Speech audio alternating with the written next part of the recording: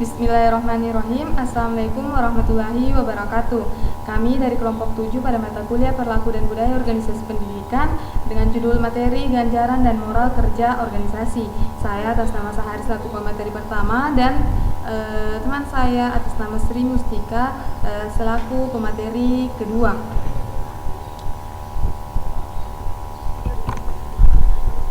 Yang pertama yaitu pengertian ganjaran.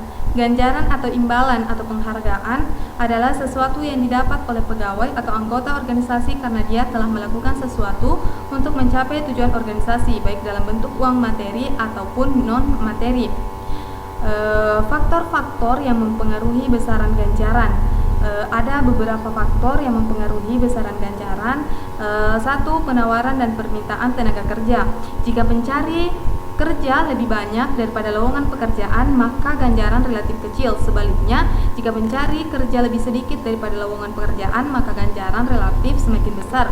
Yang kedua, kemampuan dan ketersediaan perusahaan. Apabila kemampuan dan ketersediaan perusahaan untuk membayar semakin baik, maka tingkat ganjaran semakin besar. Namun jika kemampuan dan ketersediaan perusahaan untuk membayar semakin berkurang, tingkat ganjaran pun semakin kecil. Ketiga, organisasi karyawan. Apabila organisasi tersebut kuat dan berpengaruh, maka tingkat ganjaran semakin besar. Sebaliknya, jika organisasi tersebut tidak kuat dan kurang berpengaruh, maka tingkat ganjaran semakin kecil. Keempat, produktivitas karyawan. Jika produktivitas baik dan banyak, maka ganjaran akan semakin besar. Sebaliknya, jika produktivitasnya buruk serta sedikit, maka ganjarannya semakin sedikit. Selanjutnya yaitu pemerintah dengan undang-undang keputusan presidennya, biaya hidup, pendidikan dan pengalaman karyawan, kondisi dan perekonomian nasional, jenis dan sifat pekerjaan. Adapun faktor lainnya yaitu kinerja usaha, keterampilan yang dimiliki, dan kerumitan pekerjaan. Selanjutnya yaitu tujuan pemberian ganjaran. Ganjaran diberikan pada tiap individu dengan alasan diberikannya ganjaran tersebut. Adapun tujuannya yaitu satu, ikatan kerjasama.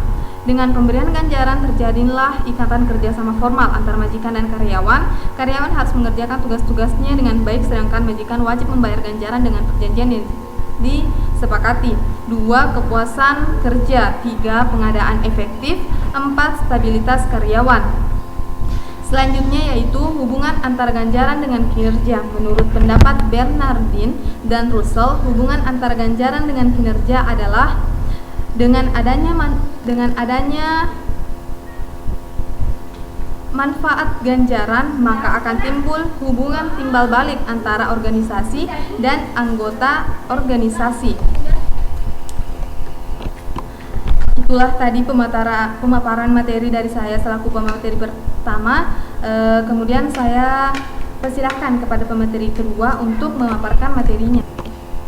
Baik, saya akan melanjutkan pemaparan dari pemateri pertama, yaitu moral kerja. Moral kerja dalam kajian perilaku organisasi adalah semangat kerja. Semangat kerja dalam organisasi merupakan suatu kondisi yang dapat berubah seiring dengan perkembangannya. Kondisi organisasi yang dipersepsi oleh anggota berdasarkan dimensinya. Selanjutnya yaitu hubungan moral kerja dengan produktivitas kerja.